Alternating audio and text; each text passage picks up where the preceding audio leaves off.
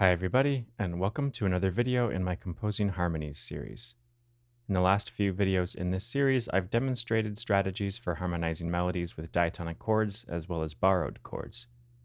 As I continue this series, I'll be introducing more non-diatonic chords into the mix, but today I think it's about time that I discuss seventh chords.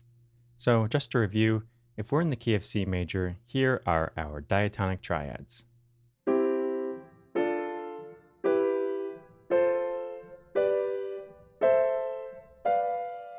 To form diatonic seventh chords, I can simply add a diatonic seventh above each root of each chord.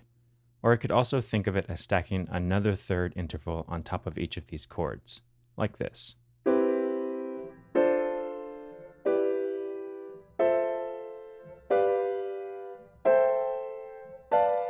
When the root and seventh form a major seventh, as is the case with the C chord and this F chord, we label that as a major seventh chord.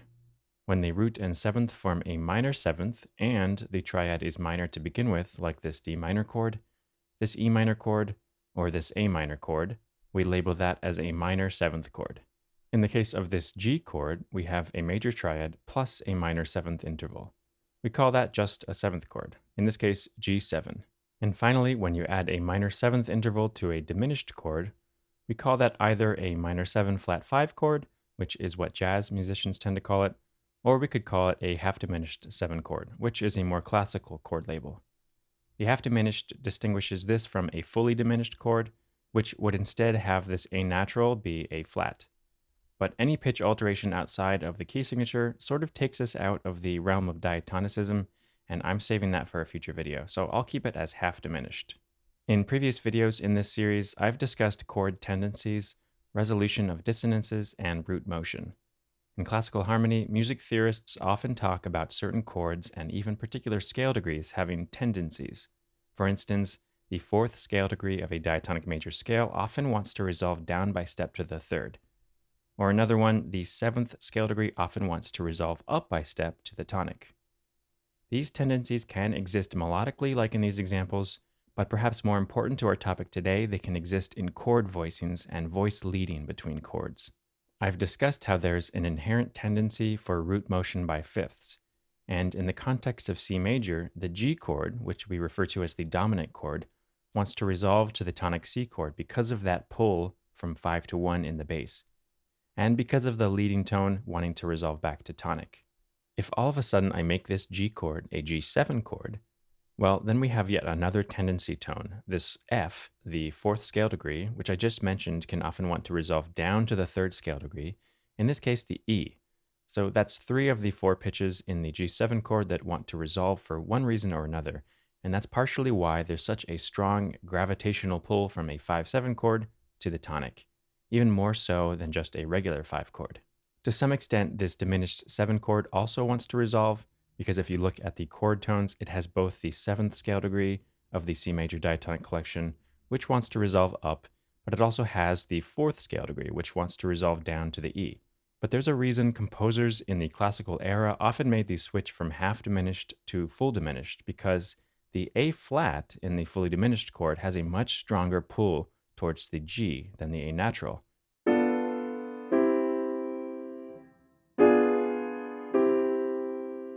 It's always easier for notes to want to move by semitone than to move by a whole tone. So while the G7 and diminished 7 chords are most often used to resolve back to tonic, all of these other 7th chords can essentially move freely in any combination or order. They might have some tendencies that you could choose to highlight, like root motion by fifth. Here I'm showing a circle of fifths progression with 7th chords. I've highlighted the roots of the chords in orange.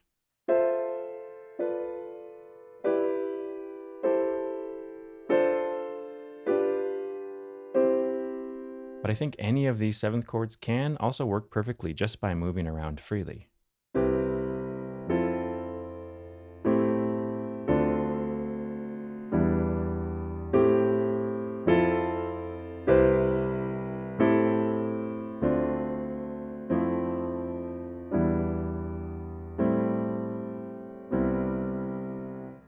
So now I want to switch gears and look at a melody, sent to me this time by Loris. So thank you so much for submitting this. Here's how it sounds without accompaniment.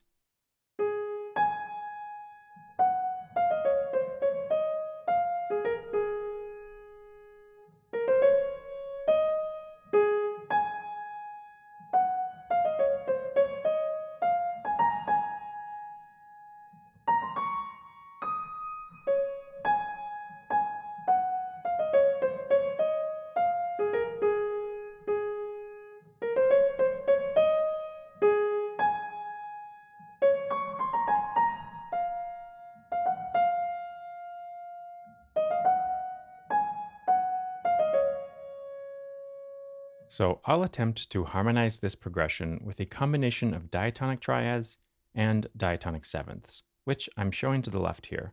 Although you could place this melody in some other key, I'll treat D flat major as the tonic.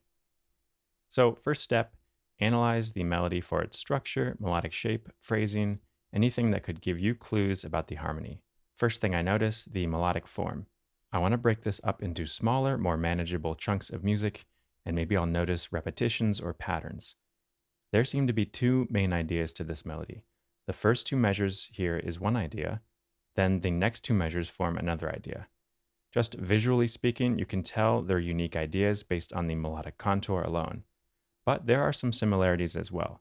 They both start on a sustaining A flat, and they both have a similar second measure, emphasizing the same notes at structurally significant moments. It's almost as if the first two measure phrase has simply filled in more of the passing notes, while the second two measure phrase does not. So could I potentially use the same chords for measure 1 and 2 in measure 3 and 4? Well, maybe so. If I look at the rest of the melody, I notice repetitions of these two ideas throughout, with some variations of course, but the ideas are essentially repeated. The first two measures repeat a few times, as do measures 3 and 4. It's not until the end that things start to look different. Measure 13 starts similarly to measure 1, but measure 14 sort of goes in a different direction. So that's obviously an important moment to figure out.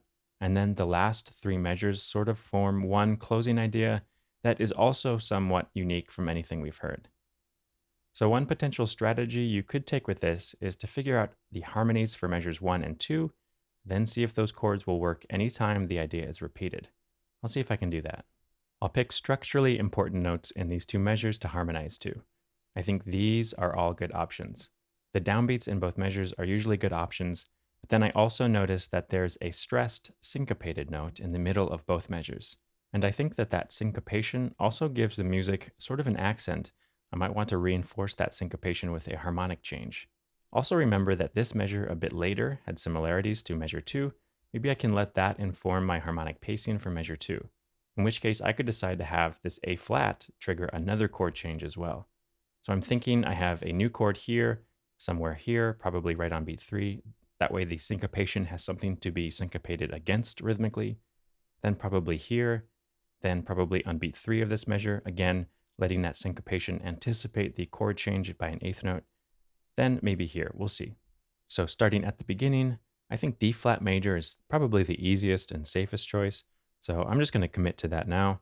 Next, I've got a G flat to harmonize to. So G flat major, E flat minor, C diminished, and A flat 7 could work because the G flat is the dominant seventh in A flat. So you could go through chord by chord to see what your potential harmonizations of the melody are, and soon you start to see this chain of options, sort of like a tree with different branches. Looking at measure 2, any of these chords could work, so you could try out each branch of the tree to see which one you like.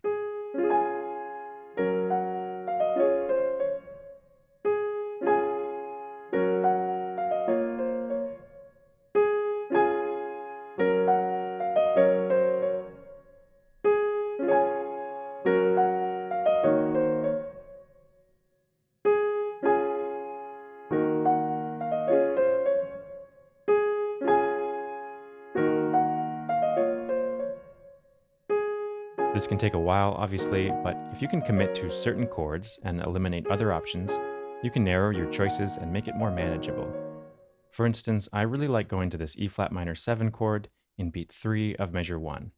I like E flat minor 7 over just a regular E flat minor triad because the 7th is a D flat, which can serve as a common tone between chords. From there, my instinct, musically speaking, is to continue walking up by step in the bass from D flat to E flat, then to F in measure 2. Well, that D flat here in the melody could harmonize against an F in the bass, and so the chord would need to be either a D flat first inversion chord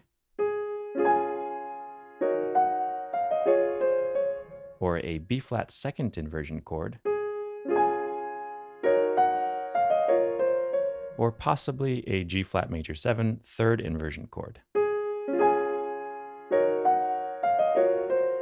My preference is definitely for the D flat first inversion chord, so I'll commit to that.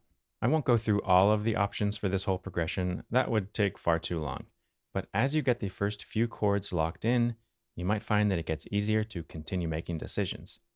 For instance, I might look at how the bass motion continues into the fourth chord, either maybe going up by step again or back down by step.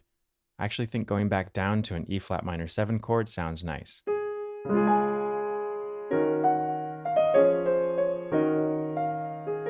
And I don't see a need to go to another chord in beat 4 of that measure. I think sticking with 2 chords per measure is working just fine. Again, this is somewhat subjective. This is how I'm hearing this melody and harmony on this particular day. Many of you might hear things completely different from me and might want to choose very different harmonies, and that's totally fine. Because of the many repetitions of this 2-measure idea throughout the rest of the melody, as well as the similarities to the measure 3 and 4 idea, I need to be careful about being too repetitive harmonically. I know that not all melodies have to take us on some great journey, and this one feels more exposition-like or playful, as the composer has indicated, so maybe repetition is warranted, but still, I'll look for subtle ways to create variation and intrigue. Keep in mind that I can do other things in the music, like varying register, dynamics, instrumentation, all of that, to move the melody along and to keep things exciting. With that said, I like starting similarly in measure 3, though it might be a nice color change to use the D flat major 7 chord here on the downbeat. Then, instead of going to a first inversion D flat major chord in measure 4, I'll choose this moment to switch to a different tree branch, so to speak. A G flat major chord would work nicely, but I'll go with B flat minor going to an A flat chord in first inversion.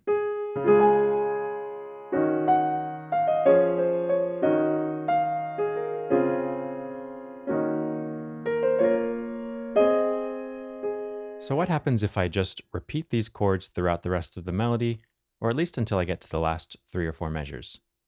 I think it could work, but I also think just plain block chords won't really do it justice, so I'll play something a bit more interesting in the left hand. When the melody changes in the last 4 measures, I finally use some different chords, including a borrowed chord, the G flat minor triad, which, if you recall from my last video in this series, is borrowed from the D flat minor scale. Because this melody is very repetitive, like I said, when it finally does change towards the end, I really want the harmonies to be equally refreshing here, maybe even surprising. Also, remember earlier in this video when I discussed tendencies of chords and the circle of fifths progression? Well, I'm using a sequence of fifths here at the end to get back to the tonic. These sorts of progressions feel very cadential and bring some much needed motion to the progression. I'd been moving around by step, up and back down, for almost the entire melody, so I figured it was about time to create a different kind of harmonic motion at the end. Alright, so I'm pretty happy with this. Let's hear it all the way through. I'll improvise a more interesting accompaniment, like I said.